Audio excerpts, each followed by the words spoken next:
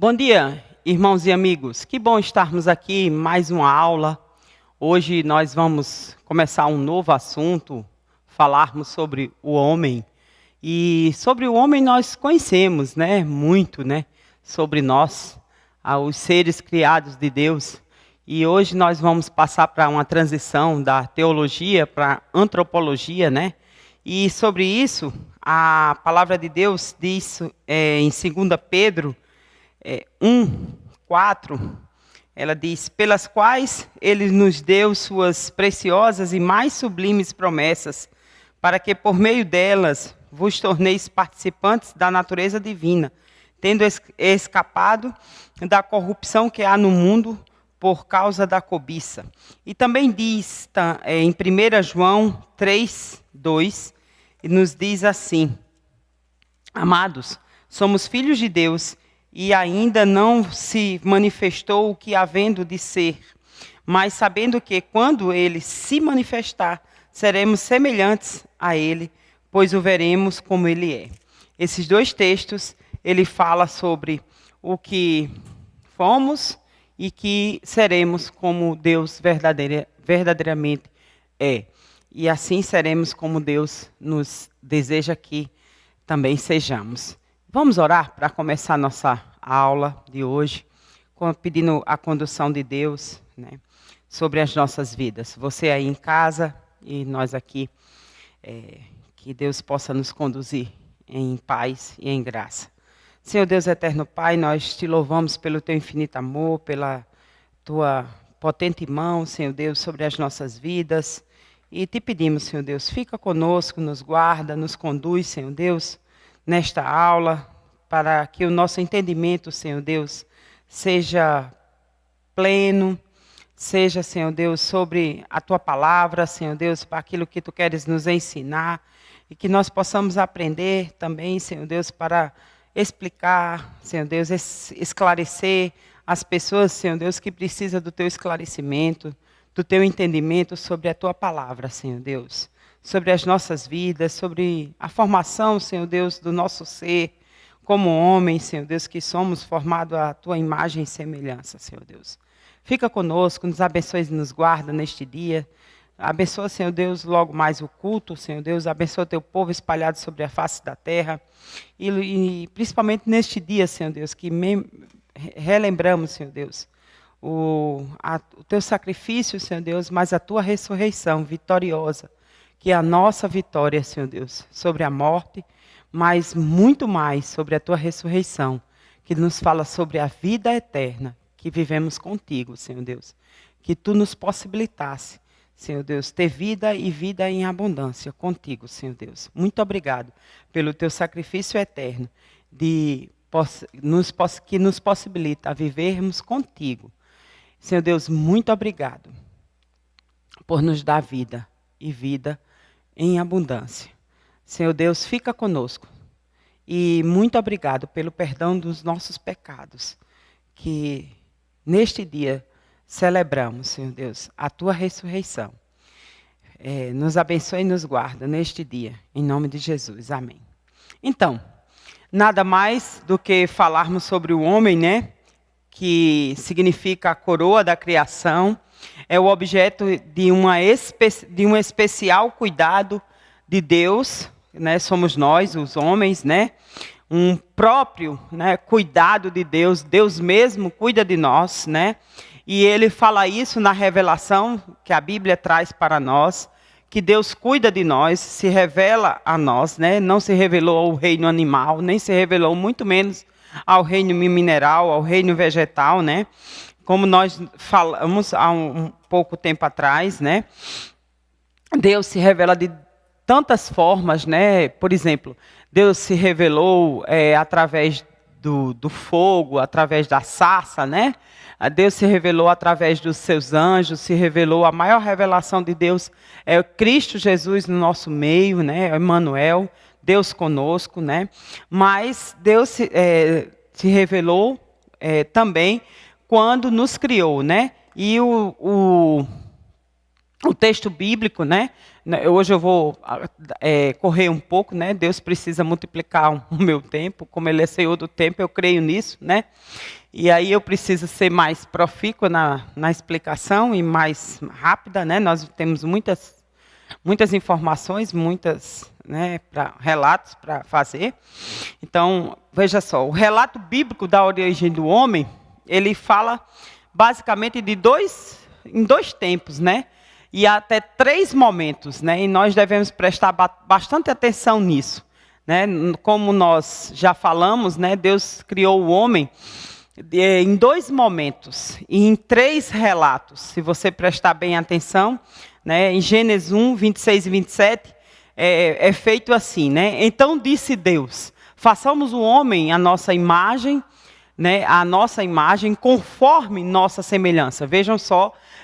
Aí eu já vou dar uma explicação, né, que muitos dizem, fazem a leitura desse texto com o i, conforme a imagem, e semelhança, aí não tem, você veja só, não tem esse i, não acrescenta nada, e não divide nada, então, semelhança, imagem e semelhança, aí não tem esse i e semelhança, não relata esse i, então, tanto na Vulgata como na Septuaginta, ele não traz, né, essa separação. Então, tanto imagem e semelhança, eles não fazem distinção, eles são usados como palavras semelhantes. Então, nesse texto usado na Bíblia, ele não traz distinção para imagem e semelhança. Então, vocês já estão curiosos, por que eu estou falando nisso, por que o relato bíblico, por que eu estou fazendo esse adendo no relato bíblico? Porque muitos questionamentos são feitos que o homem perde a imagem, né, ou a semelhança, ou a semelhança ou a imagem, né? E nós vamos já tirar uma possível dúvida, né? O homem, ele não vai perder essa imagem e semelhança. Por quê? Porque senão, Cristo Jesus, ele veio nos resgatar. Se Jesus veio nos resgatar, se perdêssemos nossa imagem e semelhança, não haveria possibilidade de resgate. Entendeu? Então, se há possibilidade de resgate, nós não perdemos a imagem e semelhança de Cristo Jesus. Então, você vai abrir sua Bíblia em Gênesis 5:1, e você vai ver que o homem já é pecador, em Gênesis 5:1, e mesmo assim, você vai ver que o homem continua sendo a imagem e semelhança, né, de Adão. E Adão já era pecador, né? Que os homens, eles continuam nascendo a imagem e semelhança, e ainda continuam sendo pecadores, né? Eles ainda persistem na imagem e semelhança, e eles nascem a imagem e semelhança de um homem pecador. Então, não perdem essa imagem, conforme a semelhança. Então, já estou trazendo essa explicação para que você não tenha mais dúvida. Agora, o que acontece com a imagem e semelhança? Ela é distorcida, né? O pecado, ela distorce a imagem e a semelhança, né? Nós vamos ver daqui a pouco o que acontece, né? Mais detidamente. Então, vamos voltar ao relato bíblico. Então, disse Deus: façamos o homem a nossa imagem, conforme a nossa semelhança, domine ele sobre os peixes do mar, sobre as aves do céu, sobre os animais grandes de toda a terra, sobre todos os pequenos animais que movem-se, né, ao chão. Criou Deus o homem à sua imagem, a imagem de Deus o criou. O homem e mulher o criou. Esse é o primeiro relato da criação, né? Esse primeiro momento, Deus fez o homem à imagem e semelhança. Tá certo? Um segundo relato procede de Deus, né? Em Gênesis 2:7. E diz assim: Então o Senhor Deus formou o homem do pó da terra e soprou em suas narinas o fôlego de vida. E o homem se tornou um ser vivente. Ponto, tá? Então, 2 relatos. Parece assim bem que Deus criou uma parte material, formou o homem do pó da terra, né? A sua imagem e a sua semelhança criou e depois fez o quê? Formou do pó da terra e depois soprou uma parte imaterial que deu a esse homem vida, tornou o ser vivente. Tá certo? Então, bem parece uma distinção do ser material para o ser, e depois colocando nesse homem alguma coisa imaterial que o fez vivente. Ponto. E aí procede uma terceira parte desta criação, que, veja só, notemos que a formação do homem Adão, é distinta do ser Eva.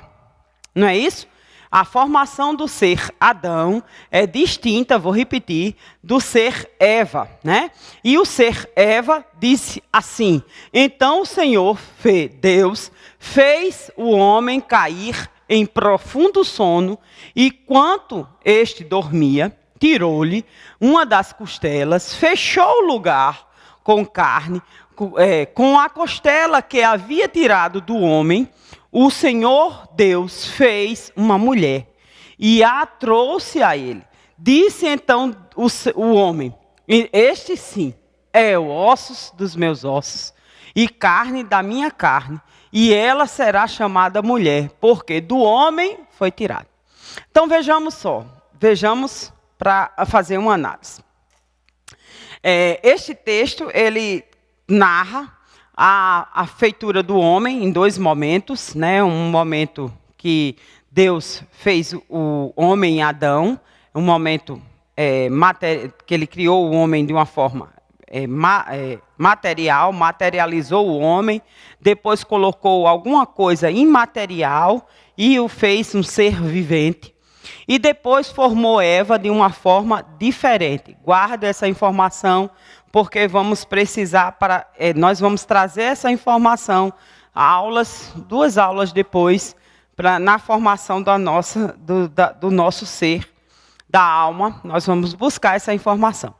Então, hoje, o que é importante? Que Deus nos criou, né, em dois momentos. Isso é muito importante. E que criou Eva de uma forma diferente da forma que criou Adão, né? Deus criou Eva em um segundo momento, em Gênesis 21, 23. E Adão, enquanto isso, Adão ficou sozinho, dominando tudo, né? Vimos no relato de Gênesis 1, 26 e 27. Isso é importante, né? Por que é importante? Porque Deus criou o homem com algumas características. Que características foram essas, né? Deus criou o homem, primeiro, a sua imagem, né? Então, que imagem é essa? Primeira coisa, né? Devemos entender que o homem, em todo o seu ser, é a imagem e também semelhança do próprio Deus, de modo que sua plena constituição material e imaterial, né, o corpo, a alma e o espírito, representa, vou repetir a palavra, representa Deus. O homem representa Deus. Não quer dizer que o homem é igual a Deus, porque o homem não é Deus. O homem representa Deus, né? Então, quando a gente diz, porque às vezes nós nos enganamos de dizer, eu sou a imagem e semelhança de Deus. Mas você materialmente não é Deus. Por quê? Porque Deus é espírito.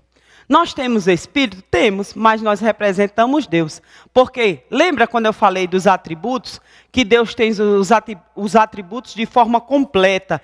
E em nós Ele colocou parte, né? Então já não somos iguais a Deus aí. Porque em nós, nós não temos a forma completa. Então nós só representamos Deus. Recebemos uma forma incompleta, ou parte, né?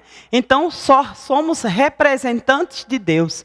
Deus colocou a forma que Ele desejou, aquilo que Ele queria que nós representássemos. Por exemplo, a bondade de Deus é completa, né?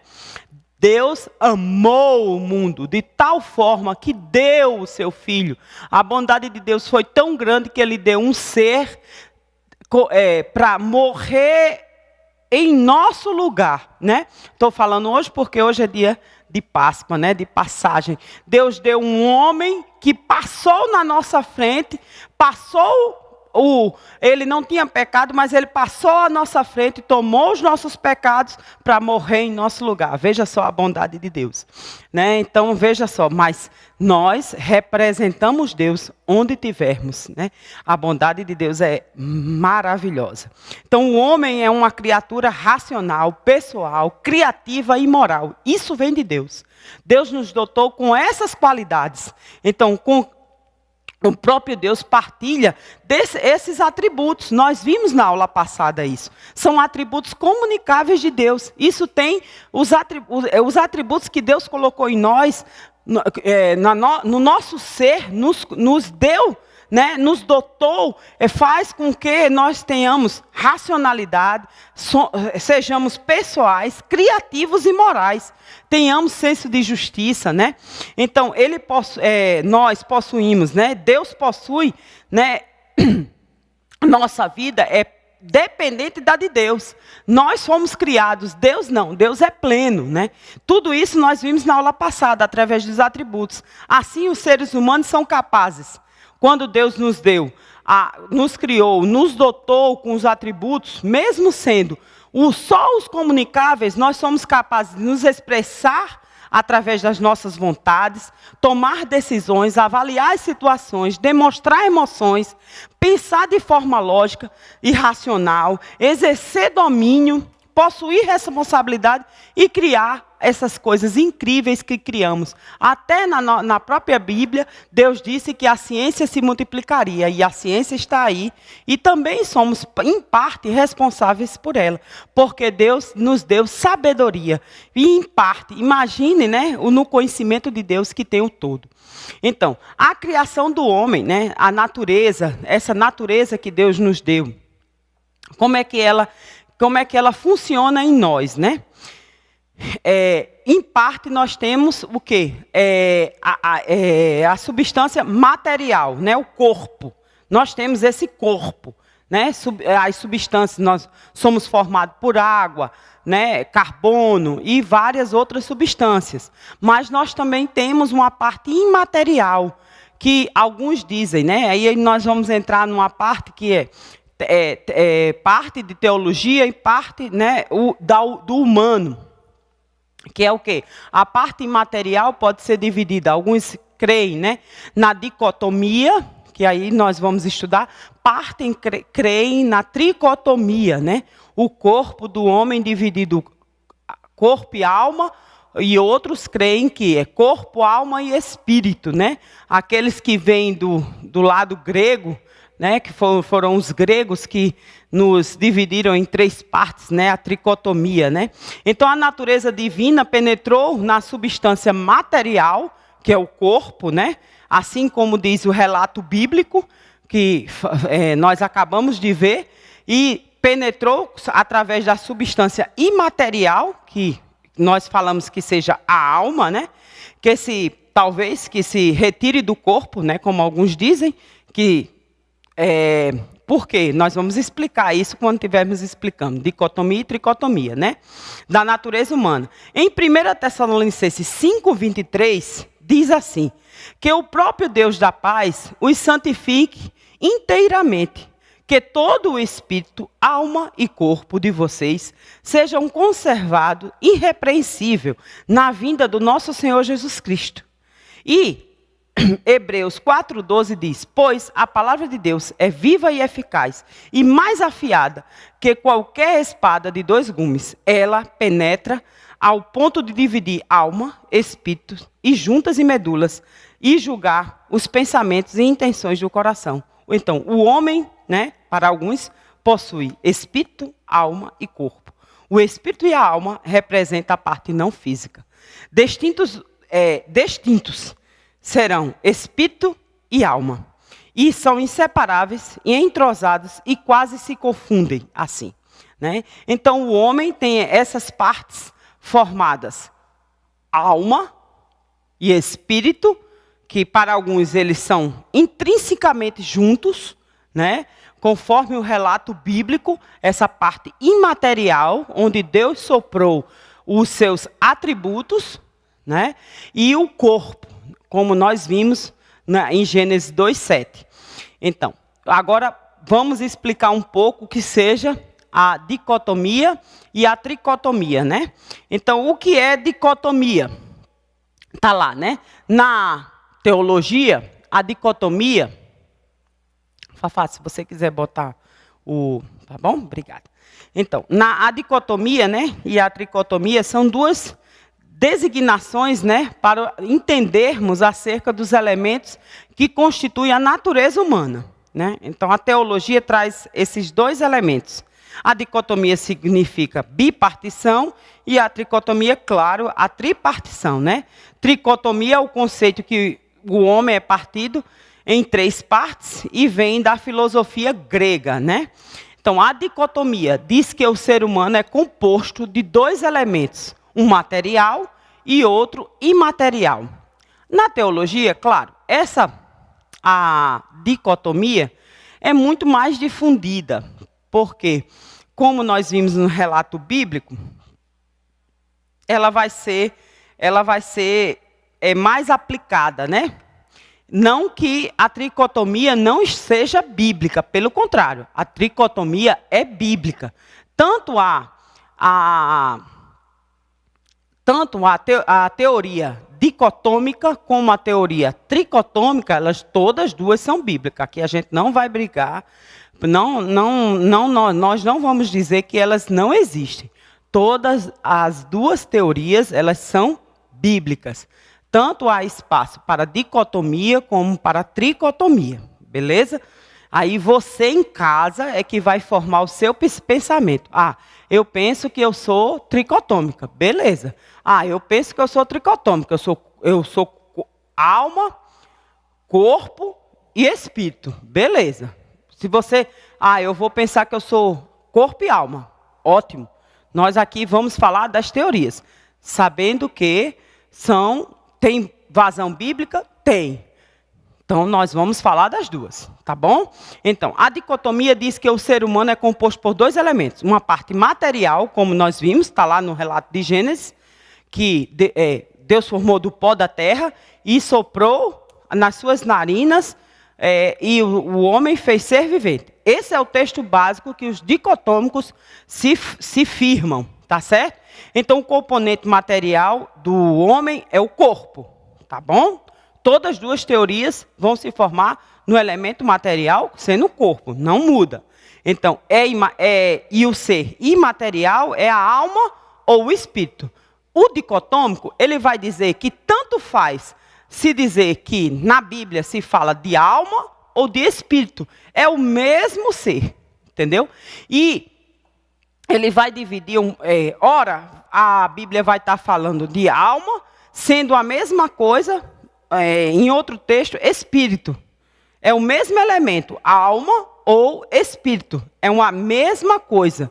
Ora o texto fala em alma, ora o texto fala em espírito, sendo mesma parte imaterial. Tá bom? Isso quer dizer que o dicotomismo, alma e espírito, são termos sinônimos dentro da Bíblia, tá certo? Há uma referência única, parte imaterial do homem, focalizada em perspectivas diferentes, tá certo? Essa parte imaterial é aquela que sobrevive à morte. Agora, às vezes é mais difícil de expressar algumas explicações quando eu digo que onde é que estão os meus sentimentos dentro da alma, onde é que eu vou dividir os meus sentimentos dentro da alma e o meu espírito dentro da alma. Entendeu? Então, só a confusão que existe na teoria dicotômica, a confusão que existe na teoria dicotômica é só unicamente isso aí, tá certo? Então, mas isso aí fica para quem vai estudar mais a fundo a dicotomia. A dicotomia é a interpretação, como eu já falei, mais amplamente difundida. Ela vem há mais tempo sendo difundida, tá bom? só depois da Reforma Protestante que o tricotomismo foi mais amplamente difundido. Então, mais tempo a dicotomia vem sendo estudada. Beleza? Então, a tricotomia. A tricotomia diz que os seres humanos... Passar aqui. A tricotomia diz que os seres humanos têm 3 elementos. Como eu já falei, vem de uma pesquisa mais aprofundada dos estudos dos gregos, tá certo? São eles. Quais são os elementos do corpo, né? Os gregos estudavam tanto a terra, como os deuses, como vários outros elementos que compõem a natureza. Eles sempre gostavam de falar que os elementos tinham os seres tinham 3 elementos. Claro que o corpo humano eles iam dividir em 3 elementos. Então, os elementos do corpo humano são corpo, alma e espírito. Então, o corpo né, é o elemento físico que interage com o ambiente, é ativado pelos elementos imateriais, né? E aí também vamos para a Bíblia e eles encontram também em Gênesis 1, 26 e 27 a mesma coisa e em Gênesis 2, 7. Eles também fundamentam suas participações nos mesmos textos da dicotomia, tá bom? Então, a alma. O segundo elemento, claro, é a alma. O que é que eles dizem da alma, né? Eles dizem que a alma, dentro da sua definição, é a ideia predominante é que a alma é o elemento psicológico que fundamenta a personalidade, a base da razão, a sede das emoções. Então, onde é que está a minha emoção, a minha razão, a minha personalidade? Na alma. Então, possivelmente, o que é que nós vamos dizer? Quando morremos, minha alma também morre. Né? Minha alma não vai me perseguir ao longo da minha vida, né? Nas gerações. Tá certo? Então, o espírito. O que é o espírito para a tricotomia? É o terceiro elemento da tricotomia. Né? Então, os tricotomistas dizem é a fonte das qualidades espirituais do homem. É aquilo que essencialmente me relaciona a Deus. É o que faz me ligar ao meu ser divino, a Deus. Né? O Espírito me liga a Deus. É aquilo que Deus soprou em mim e que me liga a Deus. Né? Quando Deus soprou em mim, soprou o Espírito, me ligou a Deus. Tá certo? Então, os tricotomistas, né, existem algumas variações no pensamento tricotomista. Né? Primeiro, né, distingue a alma do espírito. Né? Nós já percebemos. Mas, ao invés de enxergá-la como parte do aspecto imaterial do homem, eles consideram a alma uma função do corpo. Né? Então, por quê? Porque eles consideram a alma a sede dos sentimentos, da razão, né? Então, exatamente isso. Então, nesse tipo de tricotomismo, a alma também morre, como eu já falei, né? Enquanto o espírito, ele vivifica, vai para sempre, né? Vive para sempre. Outra forma semelhante da tricotomia diz que o corpo é parte, né? É parte material da natureza humana, enquanto a alma é o princípio da vida animal. O espírito é o elemento racional e imortal e que pode se relacionar com Deus. Isso são duas teorias do tricotomismo, tá certo? Então, falando biblicamente, os elementos da tricotomia, né? Então, o que é que a gente pode falar do corpo biblicamente? Biblicamente. Soma, né? Soma, corpo físico. Também pode indicar, né, que é a igreja, né? A igreja não é o corpo de Cristo. Então, biblicamente, que protege, é a sombra, é o sol, é o sol da justiça, né? Que é Jesus, tá?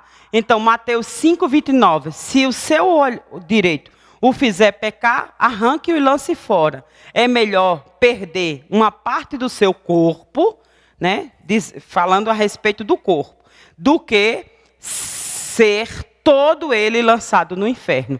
Então, corpo aí falando a respeito disso, né? Sobre ser parte, né, de alguma coisa, ser parte, né, do corpo físico, né, ser parte do corpo físico.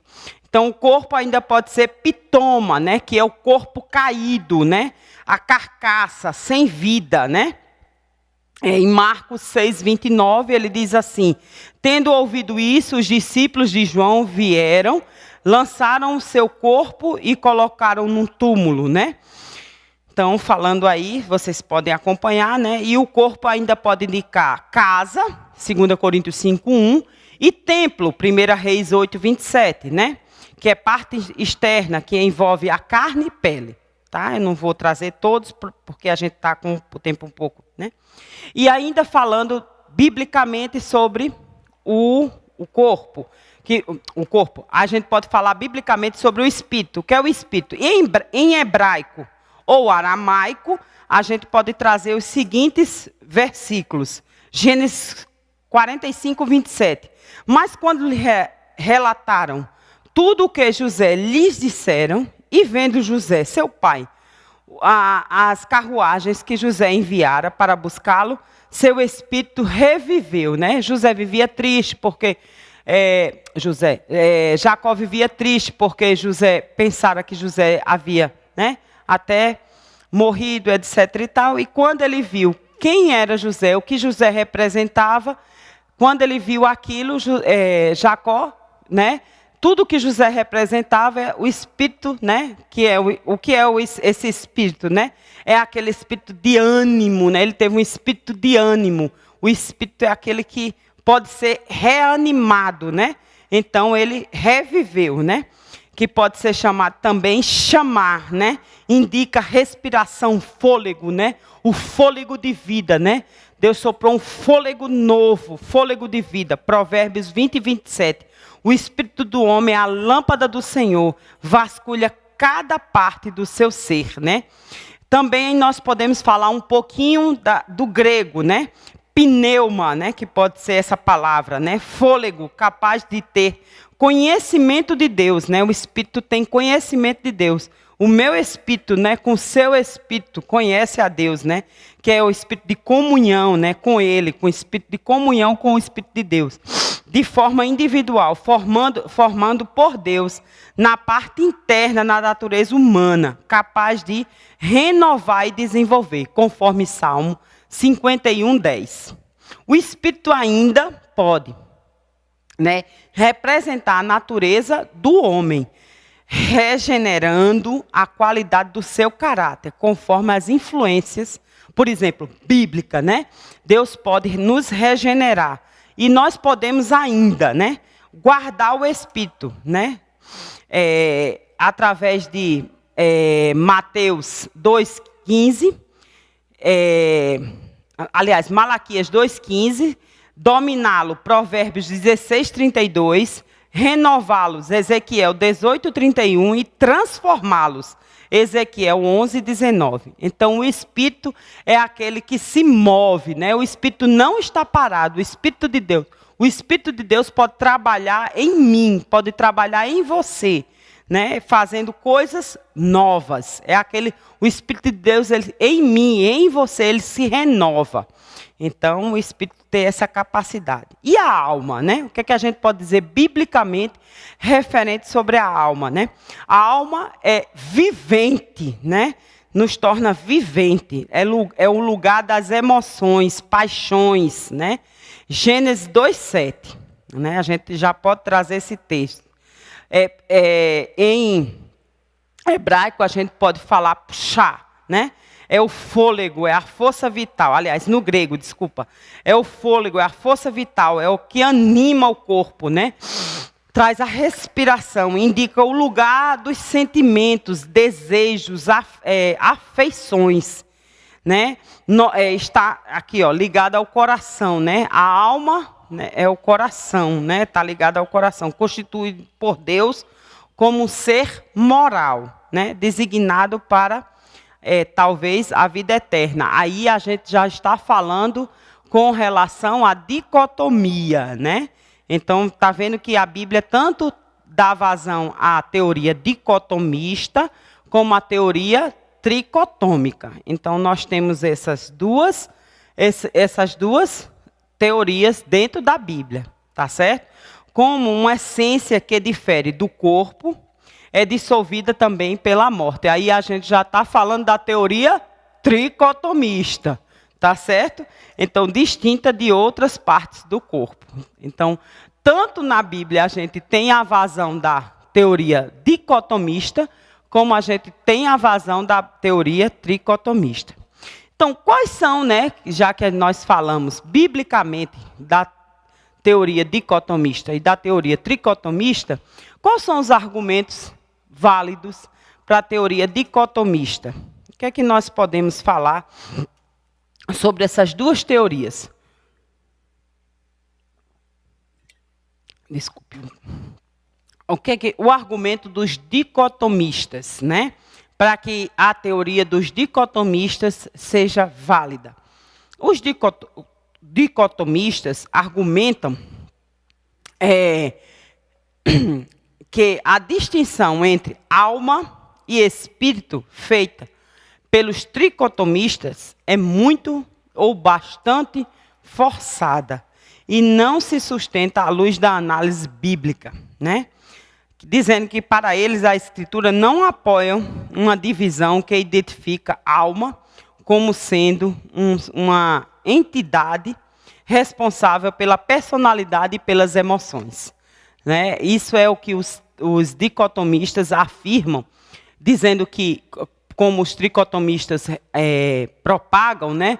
Dizendo que a alma é a sede das emoções, da razão, dos sentimentos, né? Por exemplo, como muitos dizem, né, por aí, os tricotomistas dizem, né, por aí. E o espírito, outro ser, né, relacionado à existência espiritual. Então, assim, os dicotomistas argumentam da seguinte forma: comum nas escrituras para designar a pessoa do homem, na maioria das vezes, corpo e alma, como está em Mateus 10, 28. Não tenham medo dos que matam o corpo, mas não podem matar a alma, né? Os dicotomistas, eles se firmam exatamente nesse versículo. Antes tenham medo daqueles que podem destruir tanto a alma quanto o corpo no inferno. Né? Então, eles se firmam muito nesse versículo, porque em Mateus 10, 28, eles dizem o seguinte, que existem seres que podem matar tanto o corpo quanto a alma, né? Destruindo-se, indo para o inferno. Então, tem pessoas que podem matar seres que podem matar só o corpo, né? O corpo físico, essa carcaça, né? Essa carcaça aqui, vamos dizer assim, eita, aqui eu fiz alguma coisa aqui errada, peraí. Não, eu acho que eu tenho que botar argumentos dicotômicos aqui. Então, tem pessoas que podem matar as pessoas só o corpo físico, né? Mas não podem destruir a alma das pessoas, né? Então, o argumento maior dos dicotomistas é exatamente esse. Mas tem pessoas que podem destruir tanto o corpo quanto a alma, indo para o inferno.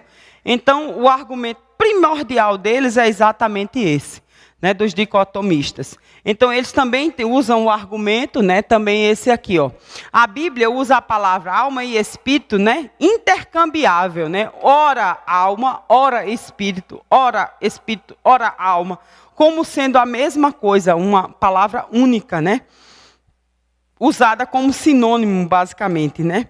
Para designar os elementos imateriais do homem, né? Isso ele usa em Hebreu 12, 23, 1 Pedro 3, 19, Apocalipse 6, 9, Apocalipse 24, né? Então, ela diz, os dicotomistas dizem, eles dizem, né, que eles usam essa palavra alma e espírito de forma intercambiável, né? Como sinônimo, né? Vamos dizer assim, né?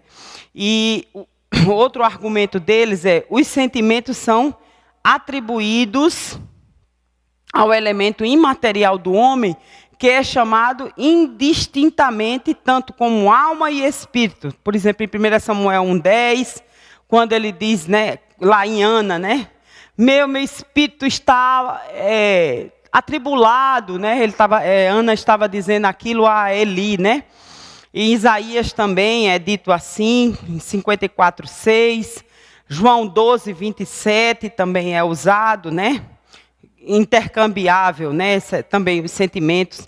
Ao falar de relacionamento entre o homem e Deus, especialmente no que diz respeito à adoração, os escritores bíblicos, né, os autores bíblicos, usam tanto a palavra alma, ora espírito, né, num caso mais claro nesse sentimento de paralelismo no Cântico de Maria. Ora um fala, por exemplo, Lucas fala, né, em Lucas 1, 46 e 47, um fala alma, outro, Marcos, né, 12, 30, fala espírito. Então, eles argumentam, né, que um pode usar espírito, outro pode usar alma. Então, os autores dicotomistas, os defensores do dicotomismo, eles dizem que os autores falam de forma intercambiária, né? Então, alma e espírito são palavras igualmente usadas para falar sobre pecado, né? Que o pecado atinge a alma, atinge o espírito. Tanto isso eles falam em 2 Coríntios 7:1.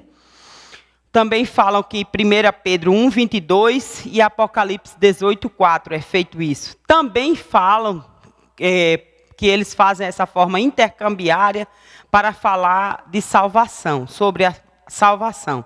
A alma como espírito, tanto como alma como espírito, de formas equivalentes, né? Também falam da mesma forma para a morte, né? Às vezes usando alma, às vezes usando espírito, em vários textos, como em Gênesis 35:18, 1 Reis 17:21, Mateus 10:28, 27:50, e em outros também, muitos textos, conforme vocês estão vendo. As pessoas que morreram são designadas em seu estado presente e temporário, ora com a alma, ora com o espírito, em Mateus 10:28, Hebreus 12:23, 1 Pedro 3:18 a 20, e em Apocalipse 6:9. Então, esses são os argumentos mais fortes para aqueles que defendem a dicotomia. E para os que defendem a tricotomia, quais são os argumentos, né?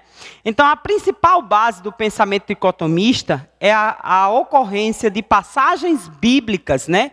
Eles usam as passagens bíblicas, né, que distinguem alma e espírito enumeradas, né? Enumeradas, 3 componentes da natureza humana. Neste sentido, se destacam 3 textos em particulares. Quais são eles? 1 Coríntios 2, de 14, né? 3 e 4. 1 Tessalonicenses 5:23 e Hebreus 4:12, né? Para os tricotomistas, esses textos são claramente revelados que a visão tricotômica do homem, dicotômica do homem é incompleta. Então, passemos a analisar o texto de 1 Coríntios, onde Paulo diz, Paulo era um ser tricotômico. E ele fala o seguinte, dos seres humanos como sendo carnais, do grego, sarkikos, né? Natural do grego, psíquicos, né? Que significava literalmente alma, né? E o espírito, né? Pneumatos, né? Alguns tricotomistas também argumentam que 1 Coríntios 14:14, né? Paulo parece atribuir a mente e o entendimento a um dos elementos distintos do espírito, que supostamente talvez seria a alma, embora o texto não deixa totalmente explícito, né? Então, esses são os textos, basicamente, que os tricotômicos apresentam para falar da tricotomia, né? Em 1 Tessalonicenses, Paulo também diz, o mesmo Deus da paz vos santifique em tudo, e o vosso espírito, alma e corpo sejam conservados íntegros, irrepreensíveis, na vinda do vosso Senhor Jesus Cristo, né? Assim está 1 Tessalonicenses 5:23. Outro argumento dos tricotomistas está escrito em Hebreus e escreve, a palavra de Deus diz assim, Deus é capaz de penetrar até o ponto de dividir alma e espírito, juntas e medulas, e é sensível para perceber os pensamentos e intenções do coração, né? Está em Hebreus 4:12, né?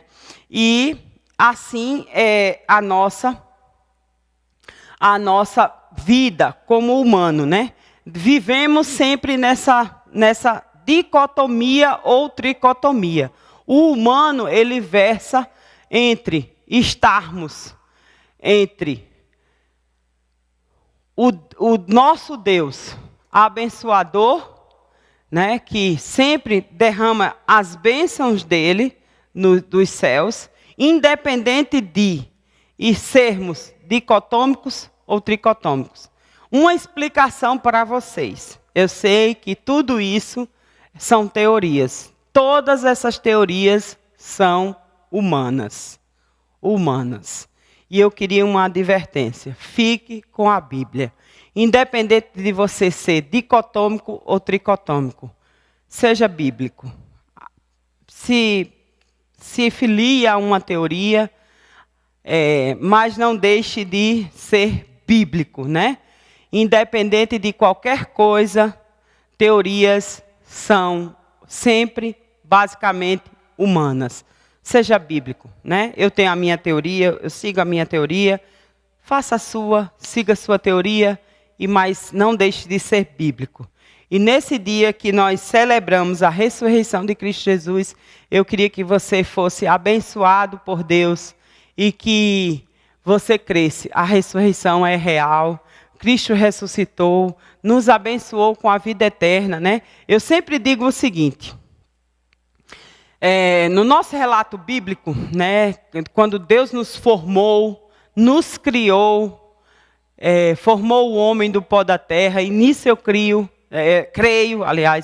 nisso eu creio, e creio firmemente, né? Deus pegou o pó da terra, nos moldou de diversas formas. Eu digo que Deus tem muitos inquilinos nessa terra, né? Gente de todas as formas, de todas as cores, a Bíblia relata, né? Povos de todas as línguas, raças e nações.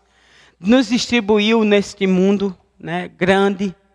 E digo o seguinte, Deus é criativo, nos ama, nos abençoa e nos abençoou com a salvação, né?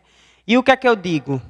Deus nos formou, né, com a intenção de ter uma igreja que o adore. E hoje é um dia que nós devemos adorá-lo, por quê? Porque celebramos a sua ressurreição. E a ressurreição de Cristo Jesus nos deu o passaporte de estarmos eternamente com Ele nos céus. E esse é o grande motivo de celebrarmos a Páscoa.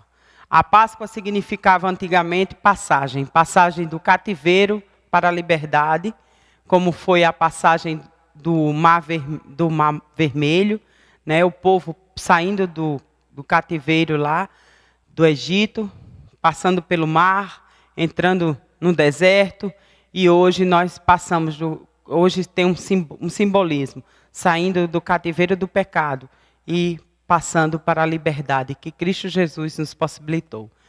E essa é a grande celebração, a celebração de vivermos eternamente com Ele nos céus.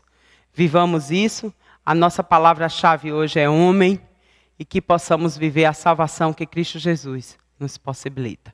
Que Deus nos abençoe, nos guarde, nos livre de todo o mal que estamos, né, envoltos.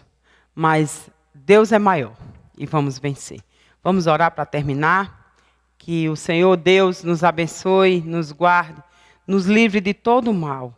Senhor, muito obrigado pela salvação que Tu nos possibilitou, Senhor Deus, com a Tua morte, mas maior foi a Tua ressurreição, que nos possibilitou a vida eterna. Muito obrigado, Senhor Deus, pelo Teu sacrifício e Tua ressurreição. Em nome de Jesus. Amém.